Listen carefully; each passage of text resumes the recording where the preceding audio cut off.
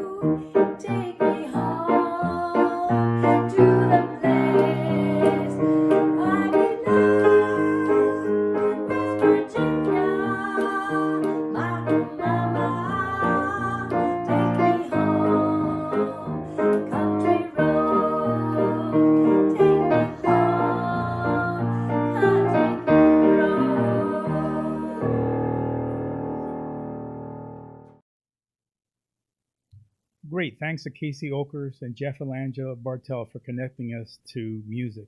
Thanks also to Jeff and Angela's son, Nick, for helping with the production of their video. On to committee reports and announcements. So Jenny Jeffress chairs our Community Projects Committee, and she has an announcement. Good afternoon, Rotarians. I am actually about to head off here on Thursday for a volunteer opportunity over at Second Harvest. I chair the Community Projects Committee, and we wanted to get some more information from our Rotarians about what volunteer activities you might want to do this year. We know we're in the middle of a pandemic, and we're sensitive to some people's comfort levels of what they might be willing to do.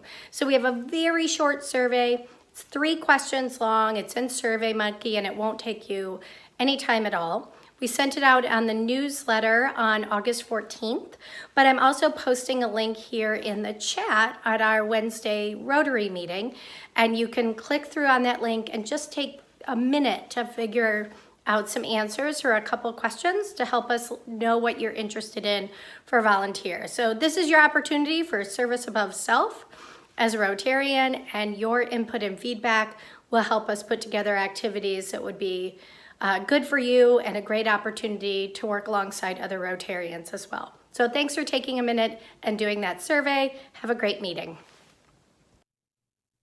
Thanks, Jenny. That link will also be in the Friday morning's newsletter, and we'd like to hear from you by September 4th. Next announcement is we're asking everyone to check in with members. So as we try and stay connected, it's really critical during this pandemic that we think about members of our club and figure out how do we stay in touch with them. So I recommend that if you sponsor someone or someone you just miss seeing in person at our luncheons, just reach out to them, give them a quick phone call or an email, see how they're doing. Doesn't take a lot of time. I've been making calls to people and just say, hey, how's COVID treating you? How are you holding up? And we have a quick conversation, and that's really helps us stay connected. So I encourage all of us to go ahead and do that.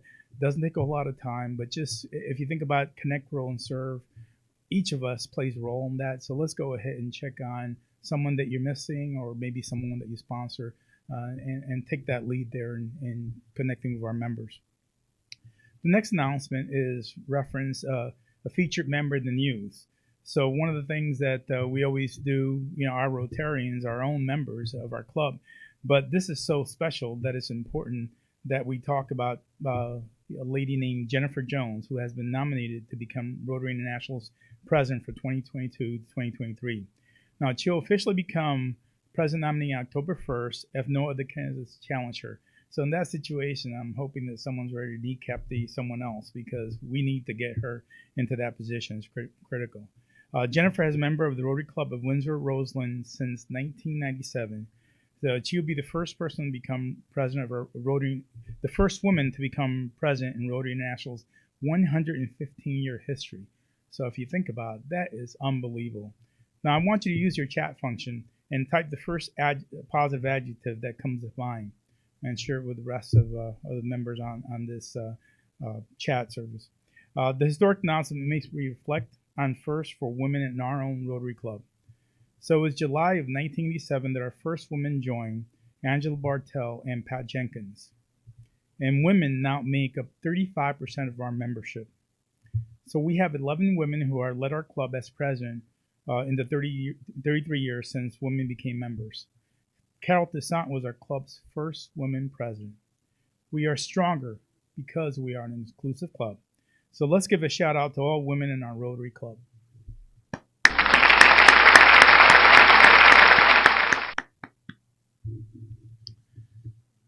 That is just outstanding news, really is. It's fantastic. Now, I wish I could see on the chat because I don't have it available as to what some of the adjectives were, but hopefully they really are outstanding because it's a unique situation. It's fantastic that Rotary International is finally is planning on placing women in the top position. So that's just superb. Let me go on to the Shorzynski Award nominations. The Rabbi Shorzynski Humanitarian Service Award, named for a former Madison Rotary member, is given each year to recognize his remarkable life and to honor his legacy. I invite you to watch the award-winning 9-minute video of the Rabbi, produced by Dick Goldberg, one of our club's members. Watching this video is important for everyone in our club, for new members to familiarize themselves with our club, and for others to refresh their memory of Rabbi Shorzynski. The video link is in our newsletter, and you can also do a search to find it on YouTube. Now, a link to a quiz about the Rabbi will be found each week until October 2nd on our Friday What You Need to Know email from the office. Answers to the weekly quiz can only be found in the video. Every week, 2 winners will be announced the following week. One winner will be a new member since 2007, and the second one will be a longer-term Rotarian. The weekly winners will be placed in a drawing, and we will pick one name to win a prize, with that winner announced in the October 14th Rotary meeting. The prize will be a fused glass votive vase made by Denny Carey. Now, our Straczynski committee asks you to take time to think about people you know who merit a nomination for this award.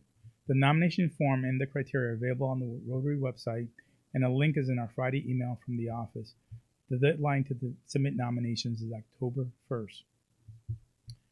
Next announcement is reference our Q&A meeting tomorrow. By now, all members should have received a letter in the mail that explains our new due structure that eliminates our club being dependent on uneaten meals to subsidize our operating budget.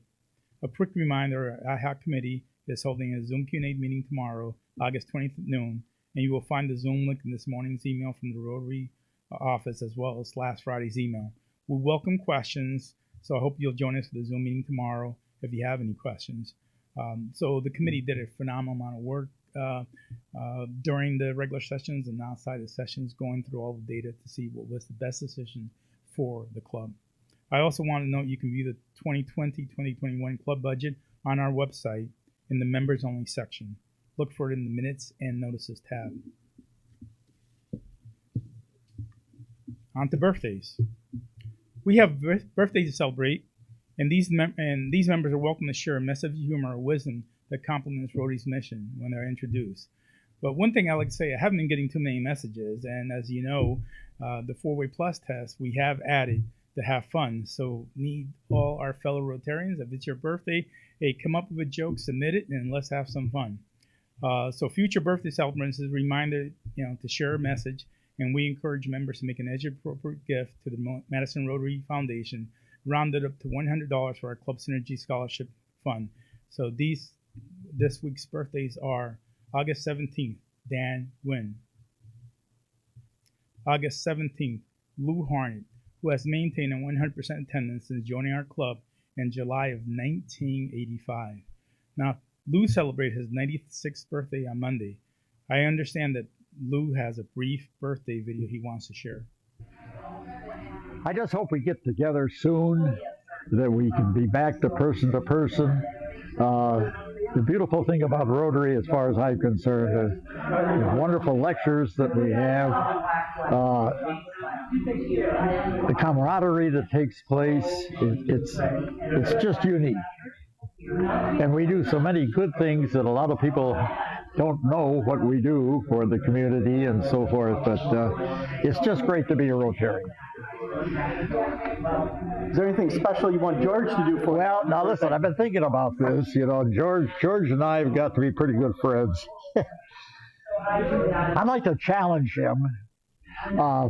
George, do you think you can do push-ups? The number of what my birthday is? I'm just asking this. I'm looking at you. Good Lord. 66 push-ups? You think you could actually do, was that right? You're 96, though. I mean, 96 push-ups, excuse me. 90, cut that out. Yeah, we know Brian can do it out. 90, you think you could handle 96 push-ups? I'm willing to watch to see if you can actually do 96 push-ups. Go for it.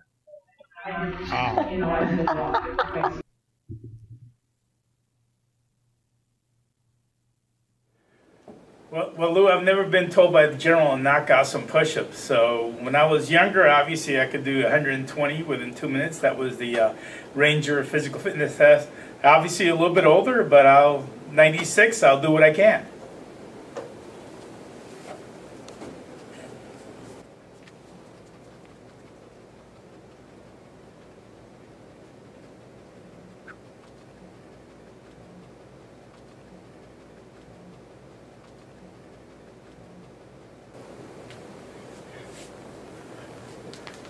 Amazing.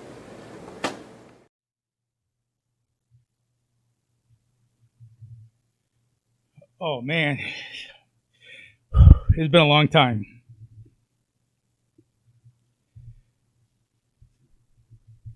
So let me go on to August 18th, Pete Christensen. August 18th, Nelson Cummings. And we congratulate Nelson, who celebrates his 51st year in Rotary this week and is celebrating his 47th consecutive year of 100% attendance. August 18th, Bernie Hansen. August 18th, Genia Stevens. August 19th, Ree Hull. August 22nd, Steve Holzhauer. Now, Steve is an architect, and he shares this joke. Why did the Egyptian architect go to jail? He was caught planning a pyramid scheme.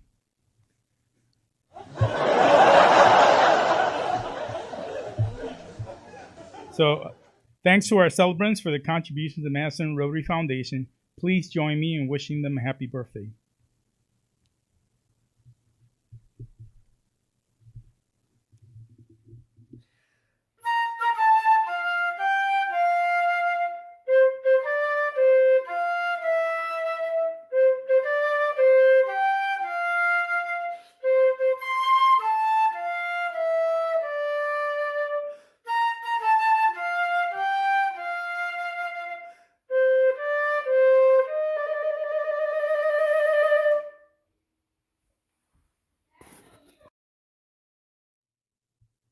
So thanks to Casey Oakes for that birthday song on the flute. So let's go to members in the news. Some announcements here, and they'll also appear in the newsletter. So Deb Archer wrote a guest column about the critical condition of the tourist industry and the need to recover and reignite the economy. That was in the Wisconsin State Journal, 9/18. Will be coming out 9/18. Masood Akhtar and his organization, We Are Many, United Against Hate, will host a webinar at 3 p.m. today. You can find a link to it on the organization website for more details on how to register. And that came out in the Wisconsin State Journal, 8/17. Joanna Burrish was pictured and featured in an article about her work as a financial planner with Northwestern Mutual, and that's in Brava magazine, July-August 2020. And Joe Lewinis was quoted in an article titled "Wisconsin Chamber Orchestra performed 2 concerts on the Square," Channel 15 News and 8/13. Again, I highlight those members of the news because it just emphasizes the phenomenal Rotarians that we have that are members of our club and how so many of us are playing a critical role in the community. So as we connect, grow, and serve, think about all the fellow Rotarians that make Madison, the city of Madison, the unique place that it is today. So with that, I'd like to go ahead and start with the main portion of the program. So today's program is about Steve Hanna's recent book titled Dairylandia, Dispatches from a State of Mind.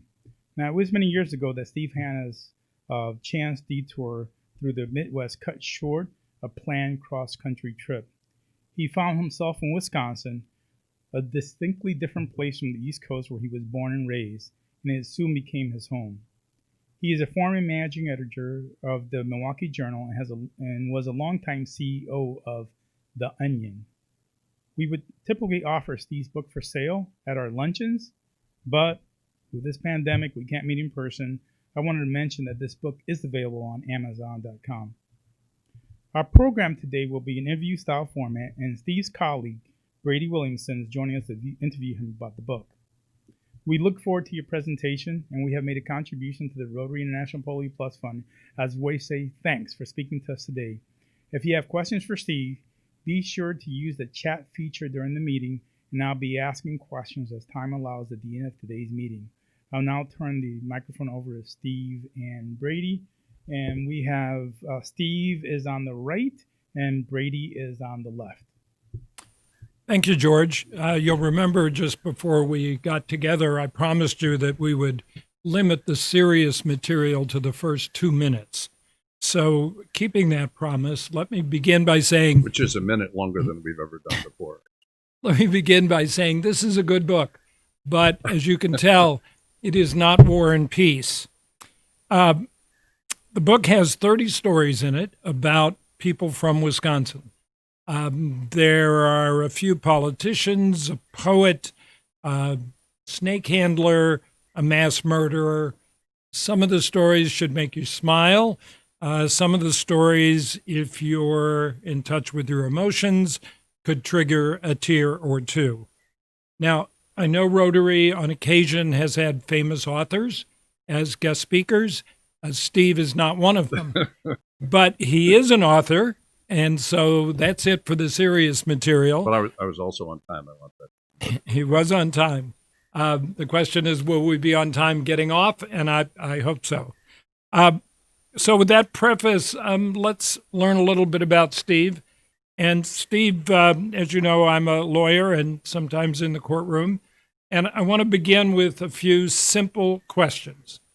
And they simply require yes or no answers. Can I make one mention here? I'm just looking at the four-way test of the Rotarians here. Is it the truth? Is it fair to all concerned? Will it build goodwill and better friendships? Will it be beneficial to all concerns? None of those things apply to what we're going to hear today, unfortunately. Will it be fun for all concerned? That's what we're aiming for. We're going for the last threshold. So with that, let's begin the interview, not the cross-examination. First, Steve, were you born in Wisconsin? No, I was born in. I didn't ask you where you were born. That's the next question. This is you are prosecuting me. Yeah, no. Where were you born? I was born in a little tiny town in upstate New York called Penn Yan in the Finger Lakes, which was most notable because the fire department burned down on the same day that the post office ran out of stamps. So my parents always told me. And have you ever traveled to or through New Jersey? I have. And in light of that, how could you possibly write a credible book about Wisconsin? I don't think it's possible. But you tried. But I tried. I absolutely tried. Well, I've been here for over 40 years now. And I've known you for about that long. So if you get a little over your skis, I'm going to call you on it. Yes. One of the things I neglected to mention at the outset is to promise the audience that if they buy this book and if they actually read it, they will find in the pages people they know. Yes. Perhaps not literally, but certainly figuratively. Why is that true? Because it's a book that the beating heart of the book is really built around the ordinary people. They would describe themselves as ordinary. I describe them in the book as extraordinarily ordinary. Extraordinary ordinary, not extraordinarily ordinary.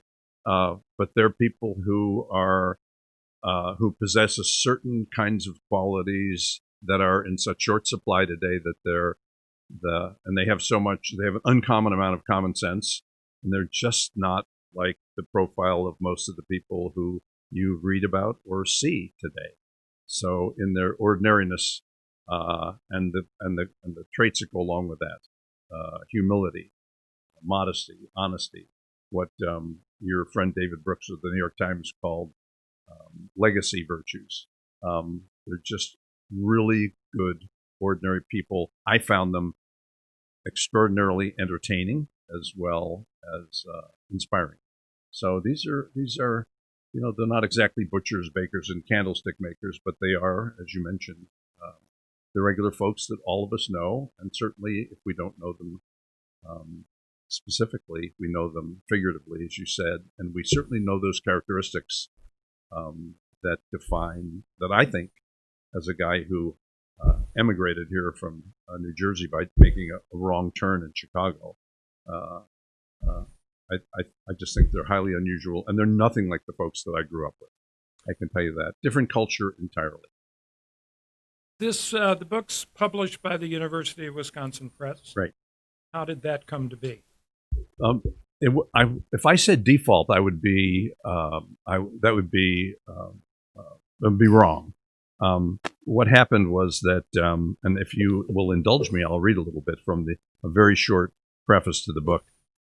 When I finished as the CEO of The Onion, which is, in case your listeners don't know, or your viewers, America's finest news source.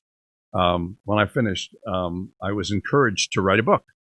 And a couple of my good friends said, we'll set you up with our A-list book agents in New York, because you really need to go to New York to meet these people. So with that, I'll tell you how this got started, and you'll see how I ended up at the University of Wisconsin. I wrote, after 11 entertaining years as CEO of The Onion, 2 of those years during the Great Recession were not what you would call comical, I had had enough. Geez, that sounds a little melodramatic. I wasn't planning to go out behind the barn and swallow a bed spring. I just wanted to do something different. Why not write a book? I called a couple of my friends who made real money writing books. They introduced me to their A-list agents in New York. The first one, a guy who had a fancy office in Manhattan, looked like Ichabod Crane, only not as handsome. So you want to write a book about The Onion, he said. No, actually, I told him, I want to write a mini memoir, and The Onion only gets a modest mention. A lot of it takes place in Wisconsin, I said, with great enthusiasm. He stared at me like a dog watching television. That is, he tried to follow what I was saying. He tilted his head to and fro, but there wasn't a glimmer of understanding. I left after 15 minutes. I took the subway to Brooklyn and met the second literary agent. He reminded me of Alec Baldwin giving the pep talk in Glengarry Glen Ross. You know, salesy. You know what I said to myself right away when I heard that the guy who ran The Onion wanted to write a book? He asked. He didn't wait for me to answer. I said to myself, you lucky bastard. I mean, we too lucky bastards. You, because with this clown Trump being president of the United States, what could be a better time to write a book about The Onion? And lucky me, because I could sell this thing and we could make some real money. When I told him that I wasn't proposing a book about The Onion, he was gobsmacked. Don't take this wrong, he said, but you're not famous. The Onion is famous. People want to read about The Onion. Nobody wants to read a book about somebody who's not famous. Undeterred, I tried to tell him what my book was going to be about. In short, about my life in Wisconsin. But it was pointless. Come back and see me when you come to your senses, he said. The meeting lasted longer than the first one, but not long enough to get through the 10 items or less line at Piggly Wiggly. I called one of my book writing buddies and reported back. He said that if he didn't need to make tuition money for his kids, and mine were already out of college, so I had that going for me, he would go to a reputable university press and pitch the book. The University of Wisconsin publishes a lot of interesting stuff, he said. Have you talked to them? Not yet, I said, but then I did, and here we are. So if there are, as there are 30 or so stories in the book, yep, which one or two, I won't pin you to one, which one or two would you suggest starting with? Because you can pick up the book and literally open it to any page and start a story. I think the introduction would be a good place to start, in that it really describes my intent. When I landed in Wisconsin, I said, this is an interesting place, although my mother came to visit me, and she said, how long are you going to stay? And I said, I don't know, a while, maybe a couple of years. And she said, how could you last that long in a place that really doesn't have good cable? Which was, you know, the threshold for acceptance from a lady from New Jersey. So I think if you read the introduction, you will find out about how I fell in love, in a sense, with both the people and certainly the place, the beauty of it. A lot of the introduction deals with the beauty of the state of Wisconsin, which I found breathtaking, having grown up in the shadow of New York City. I was 8 miles from the Empire State Building, and just the lakes, the rivers, the streams. My home on the Wisconsin River, to me, has given me sustenance, and I believe that I've lived as long as I have. I come from a long line of short livers, and some with bad livers as well. But I think that's a good place to start. Although there are much of the book is the view from a guy who comes from this place called New Jersey, where you can see what you breathe. That's where I grew up, and I do have a little anecdote here that I think captures what I consider to be the difference between people from Wisconsin and people from New Jersey. And if you'd like, Mr. Williamson, I'd be happy to read it to you. Please do. I'll try to make it short because I know we're under some time constraints here, and ordinarily I don't acknowledge any time constraints. It's a bad habit of mine. And this is a story about going back to visit my mother who was a tried and true New Jersey and believed that that was really the center of the universe. I remember during a visit to see my mother, the charming and quick-witted Rita Walsh Hanna, watching a New Jersey news report about a local guy who had won $100,000 in the state lottery. They put his face on TV, and in true Jersey fashion, he used the words huge and unbelievable and game-changing to describe his good fortune. Everybody in the neighborhood knows I won the money, the guy said. People respect me. They know I got the luck. That's after 40 years of being away from there, that's my best Jersey imitation at the moment. Not long afterward, I wrote a column about Fond du Lac's Miracle Mile, which included a string of convenience stores on Main Street where people had won tens of millions of lottery dollars in a short space of time. One of the guys, he had won a paltry $1 million, appeared on Green Bay TV. He was actually, he worked on the line at Mercury Marine. So he won $1 million. And he gets on Green Bay TV. He said it was good to win the money. He was just lucky. And the only thing he could think to do was buy, quote, one of those KitchenAid blenders. I like to cook, he said. Later, I interviewed a junior high school teacher who won over $100 million. What I remember most about our conversation was how, when I asked him how it felt to win that much money, after he'd been living on a teacher's salary for all those years, he replied, barely audibly, not too bad. I'm sure he took the family to Ponderosa that night, but he wasn't exactly talking it up. To me, that sort of encapsulated the difference between the two states. In New Jersey, everything is big. It's the center of the universe, and humility is not one of the defining characteristics. In Wisconsin, people believe you don't get out over your skis. You downplay things.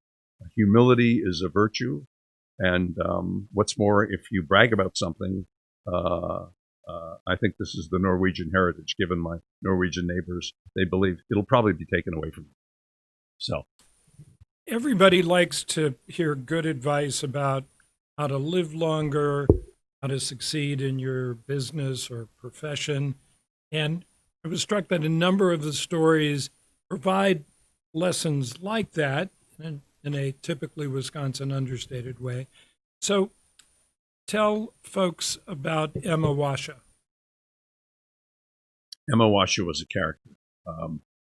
I was writing a newspaper column amidst the rest of this stuff between the Milwaukee Journal, where I was a writer and a columnist and managing editor and eventually executive editor. But when I went off on my own, I was recommended. It was recommended to me that I go visit Emma, who was at the time, I believe, I'd have to go back and look. She was well into her 90s, and she'd been writing a newspaper column for years. And I went to visit her in a little place called Castle Rock, which is down near Fenimore, not far from Cobb, where, of course, the University of Wisconsin basketball coach, Greg Gard, comes from. And she invited me in. I'd already been in the business for about 25 years, and she treated me like a rank amateur. I mean, mind you, she looked like Grandma Moses. I walked in to see her. She said, "Sit down, Sonny." And I sat down, and she said, "Let me just give you some tips." He said, "Number one." She said, "Number one, try not to be boring. There's a lot of people out there who are already boring. And, from the looks of you, just let me recommend it. You don't have to add anything to it." So that was number one. And she said, number two, and this is what you should always remember. And mind you, I'd been at the Milwaukee Journal and I worked at CBS News before that. So worked on some fairly big stories. And of course, at that time, my life thought I was kind of a big shot, which turned out to be not true, surprisingly. But she said, here's the most important thing that you ought to know as a journalist. She said, if your friends or neighbors are going out of town and you're writing a column and they're going to visit their sister or brother in Milwaukee, don't tell anybody ahead of time, because you're just drawing a roadmap for a burglar. So write that down. I ended up having a relationship with her for years. She was just the most unfiltered lady, which so many of my characters are old. I found that I was always attracted to older people who were well past the point, I should say, of caring what anybody thought about them. And so they were unfiltered, they told the truth, and they didn't pull any punches. And Emma was like that, and like so many others. And they were happy to give me advice, although I must say they were always rather shocked when I showed up in their neighborhood. And they'd say things like, "You actually get paid for this?" And I would say yes, but not well. And then they said, and explain to me again why you're here. And I said, "I'm writing about you." And they said, "Well, who wants to read about me? I'm just Emma Washa, or I'm just Art Gearing, the world's greatest frog catcher from Oconto." And I'd say, "Believe me, people want to hear about you." So they were modest and humble and completely unfiltered. There was nothing calculating about them.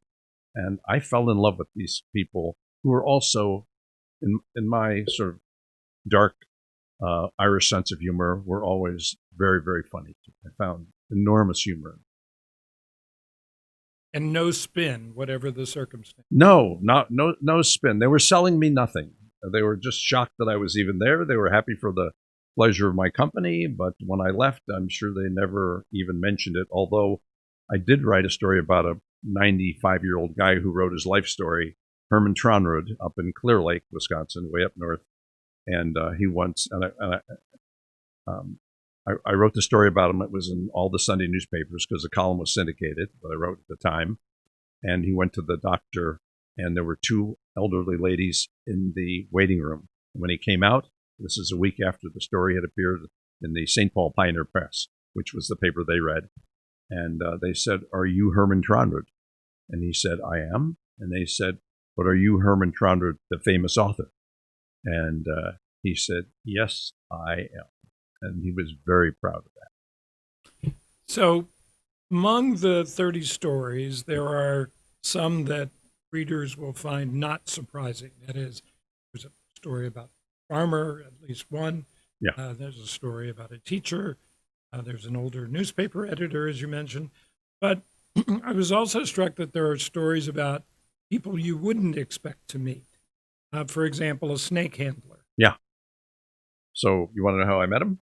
My next door neighbor, who was a member of, with all due respect to our current company, he was a member of the Lions Club out in Sauk City in Sac. And he came home one day and he said, I went to the weekly meeting, he said, and we were all there having our soup. And usually at the Lions Club in Sauk Prairie, they're discussing the prospects for the high school football team.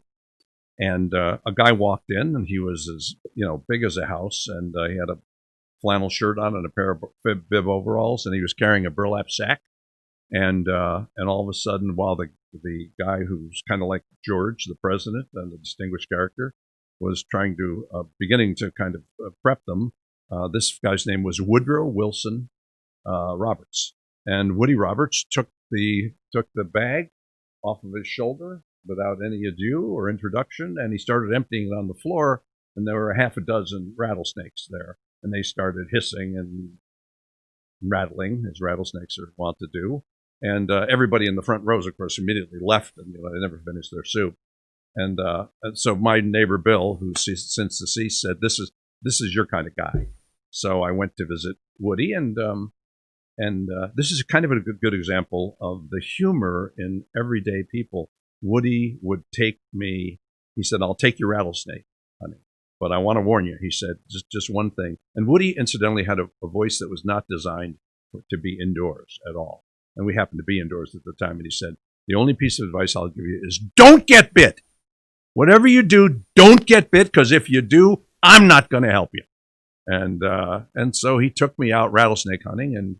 And the kind of things that I thought were funny is that we were walking through a field, and he had his homemade designed snake tongs, and he gave me this big kind of reinforced, what looked like a fishing net. He said, "I'll rattle them and I'll roust them out, and you'll scoop them up." And I said, "Woody, I got to confess," I said, I'm a guy scared to death of snakes. I dream about snakes." And I said, "They're never good dreams." I said, "So I don't like snakes." And he said, "I know boys." I was about 47 at the time. And he said, "I know boys." He said, "And you're a boy who could learn to love snakes. I guarantee you, you're that boy." And I said, "Woody, I am not that boy. It's never going to happen." We went up hunting snakes, and he'd get down on his knees when we couldn't find him and go to a rattlesnake den. And, I was back about 30 yards, and he was saying, I'll get him out. Don't you worry. I won't disappoint you. And when we wouldn't find them, he would say things like, isn't it always so? And I'd say, what's that? He'd say, when you want a thing, you can't have a thing. But when you don't want them, you can have them. And I'd say, yeah, it's like that. And we would go through. And at one point, he said, I'm going to take you over there to that awful good snake hill. It's up there. And so we took a ride up. And, took a hike up, rather. And I'm a reporter, so I'm writing a lot of this down. And I said, just for my notes, what do you call this snake hill that you point out? And he said, you mean that one right there, that awful good snake hill? And I said, yeah, what do you call it, just for my notes? And he said, I call that, and he said, this is a great pronouncement. He said, I call that the awful good snake hill. And he was just a character. He was actually bit by a snake. And when I met him, his left arm was the size of a normal left arm, and his right arm was the size of Popeye's. And he was med-flighted down to University of Wisconsin Hospital here in Madison. And I knew him for 10 years or so, and that right arm never shrunk one single bit. So he was just a character, and to be with him was astonishing. And I was doing a television show at the time for Wisconsin Public TV, and he said, well, I'm going to give you some, we filmed him as well, and he gave me what he called the two-step snake, and it was all taxidermied. It was a big snake, and I brought it into the studio, and we put it on there. And he said, at first I said to him, why you called it two-step snakes? He said, because when it bites you, you take 2 steps backwards and then you're dead. And, and none of this was in the least bit funny or unusual for him. For me, it was entertaining, but it was also, I was scared to death. George, before you take questions, is there time for one more story? So, Steve, you get one onion story, and then I guess George will open it for questions. Oh, well, people, even though the book is not about the onion, people ask me if I will someday perhaps write a book about the onion, and the answer is a resounding maybe. But most of my stories, as you know, are about these characters whom I've described. One of them was, one of my favorites is about, years ago, I wrote a story for, let's call it Parade magazine. This is before I went to work for the Milwaukee Journal. And it was a story about an elderly couple in Sauk City who ran a bird hospital. And their names were Henry and Edna Koenig. And I wrote a story, and I was in need of making money in those days. And it was the post-Woodward Bernstein time. And I went to see them, and I wrote the story, and I got paid $200. And so, excuse me. Years later, I went back to see them, and I noted, and I saw they still had the sign on the front of the house that said the birdhouse. And I went in, and Edna had always been accompanied by her husband Henry, and they took care of birds. I mean, there were cedar waxwings. There were well, the one I remember most of all was a robin who was very cleverly named Robbie, and they found him, and he had a bad wing. And they fixed him up, and he refused to leave. So he'd been there for 14 years when I went to see him. And years later, I was going through that neighborhood. I saw that the sign was still there, and I went to visit Edna, and just kind of to say, how are you? And I'd actually seen Henry's obituary in the newspaper. So I stopped by. She took me to the kitchen where she'd taken me years earlier and fed me cake and ice cream. And the robin, Robbie, had flown into the kitchen. He was like a jealous child, and he swooped down and took a bite out of my food right off the table. And Edna thought this was really cute, and I thought that take the dog out, or take the bird out rather, and have a chat with him. So I go back, and here's what I wrote. I remembered old Robbie trying to mooch a bite. I asked gently, respectfully, of Edna, the way a person asks a mother about an absent child, whatever became of your boy Robbie? He died, replied Edna. Frankly, I was a little taken aback by the buoyant tone of her voice. I mean, Robbie had been sort of a surrogate child of the Koenigs, and now he was gone, as well as Henry, and Edna was all alone. I'm sorry to hear that, I said. I'm sure you miss him.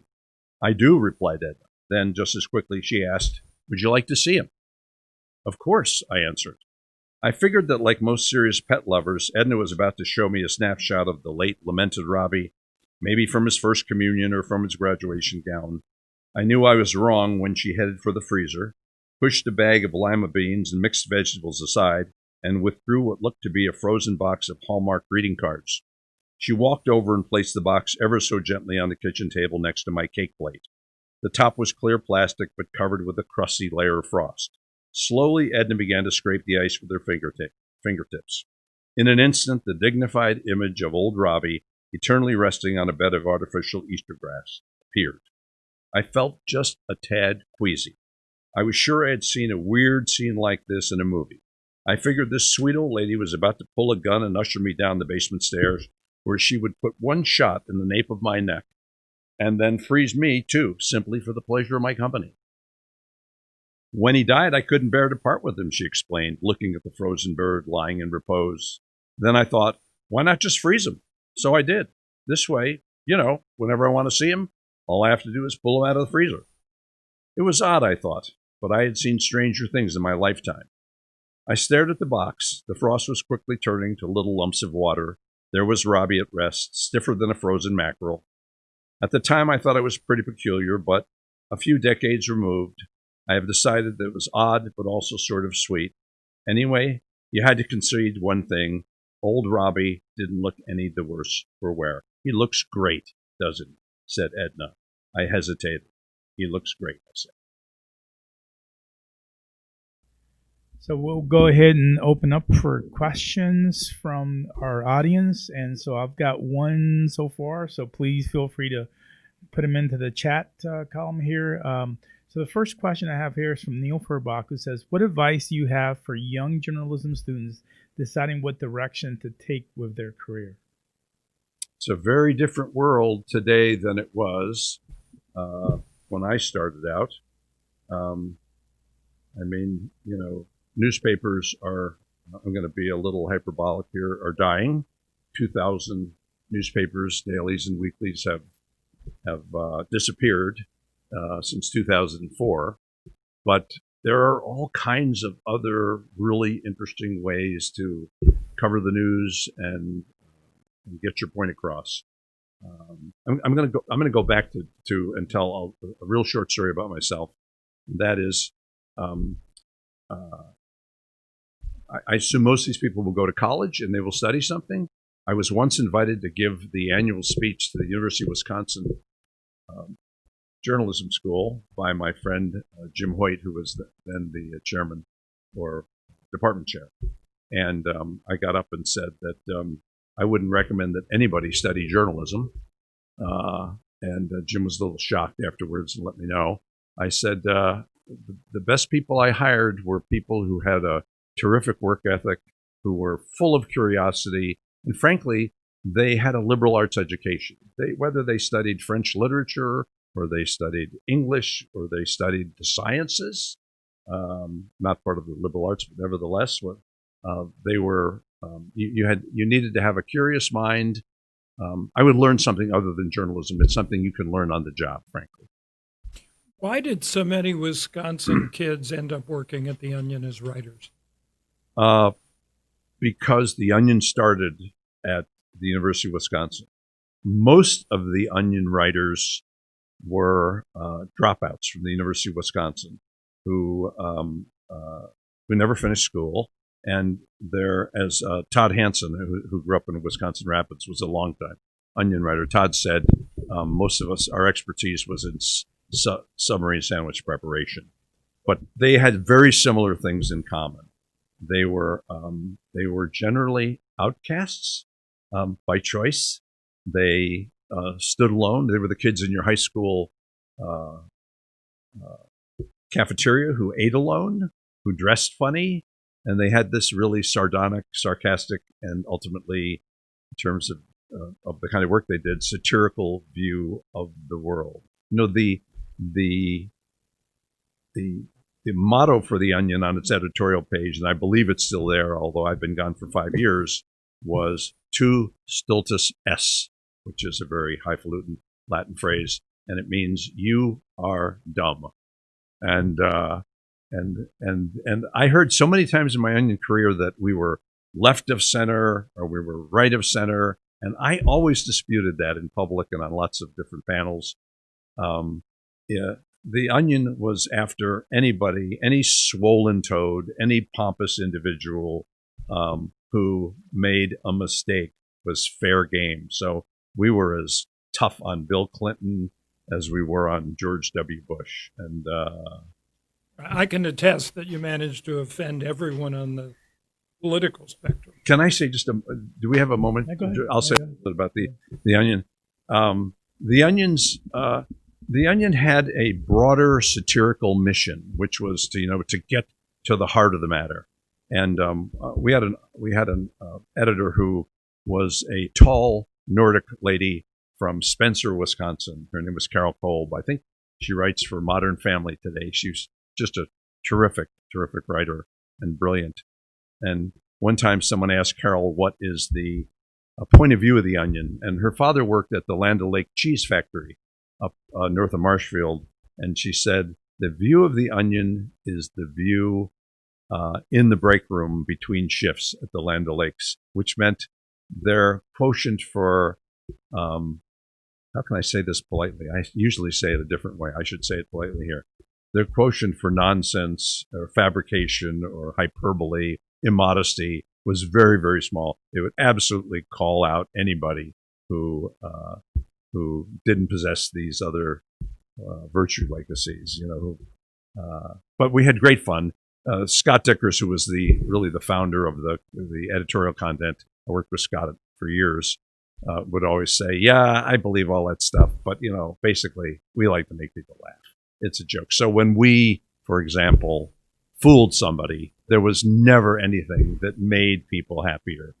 And we fooled people all the time. We once wrote a piece that said, and maybe some of your viewers will remember, we announced that Kim Jong-un was the sexiest man alive in 2014. And unfortunately, the Beijing Daily News, which was the biggest daily newspaper in Beijing, picked it up verbatim. And not only did they pick it up verbatim, they ran 55 separate photos of the great man with the bowl-headed haircut, with a sword, surrounded by beautiful women, looking like Lancelot. It was just absurd. And then 3 days after this ran, I got a call from the Chinese. I don't know if it was the embassy or the consulate at the time. And the guy said, introduced himself, and he said, I have you figured out. And I said, okay. A lot of people figure me out. I'm not that difficult to figure out. He said, you make up the news. Yeah. He said, and then you sell advertising in order to make money. And I said, guilty, man. I mean, how brilliant are you? I mean, what's your job there exactly? Are you the night janitor? Or in any event, so we did that kind of thing. Brady and I were involved in a scam, I would say, at this point in my career, where one day, just for no particular reason, I decided that the webpage, we had a weekly presidential address. As you remember, the president did a weekly radio address. And we had a weekly presidential address, and we had a guy who was just terrific at mimicking all kinds of people. And one day I decided that it just didn't look good enough on the page. And so I instructed the graphic designer. I said, just grab the presidential seal and put it on the web page. And we did. And shortly thereafter, I got a letter from the Office of the White House Counsel saying, cease and desist. You can't do this kind of thing. At which point I called my friend here and legal advisor for 40 years. And I said, this is almost too good to be true.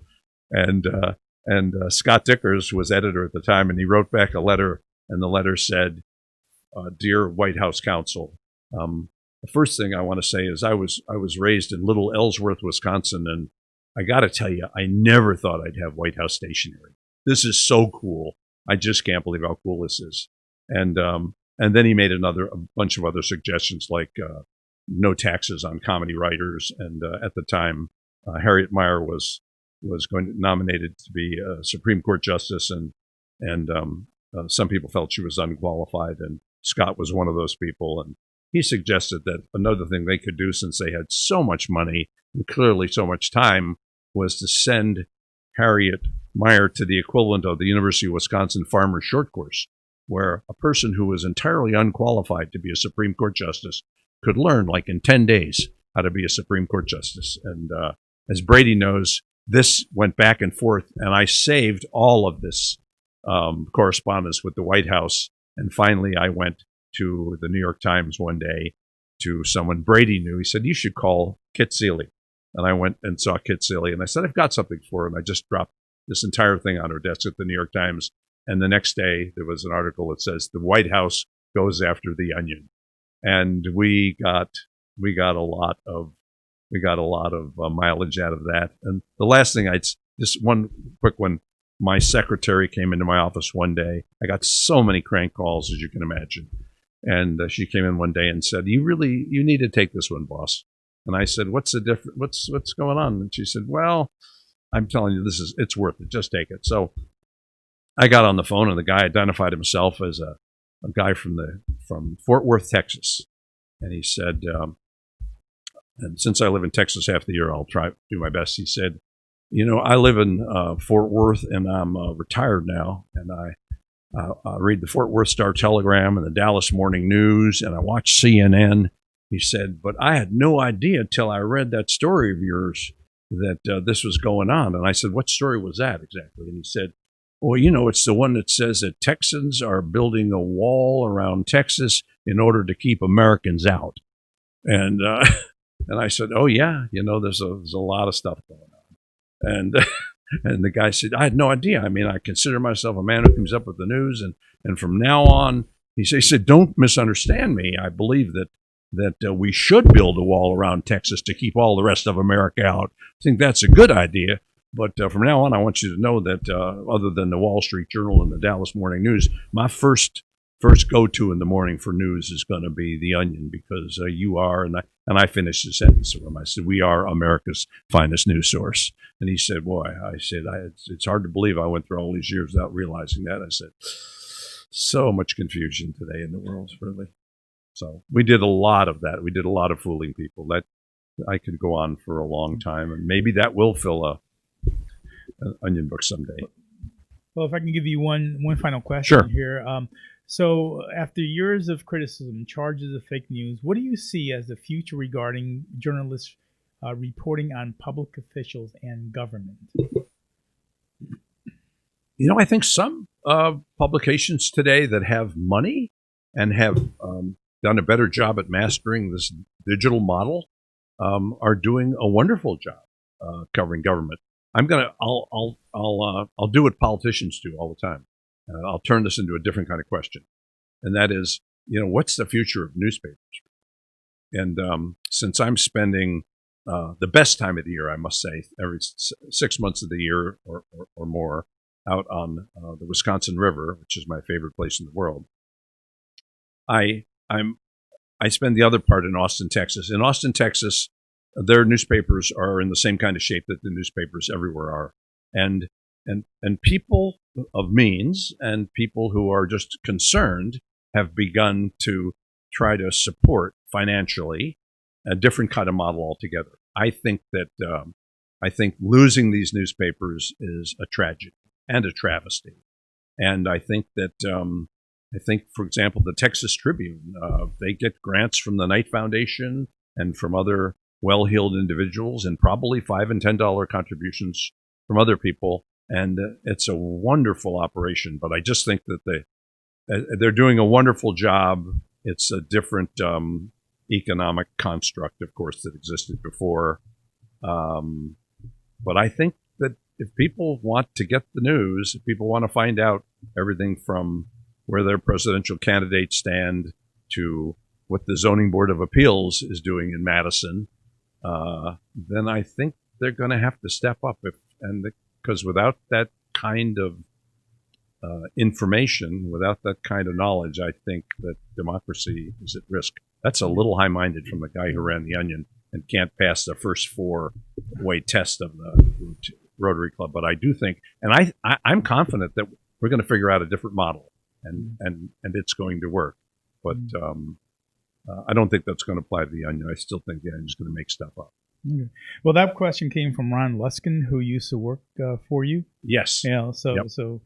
Hello, Ron. Yeah. Thank you for the presentation, Steve and Brady, and thanks for everyone who attended today's meeting. And we are adjourned. Thank you. You are welcome.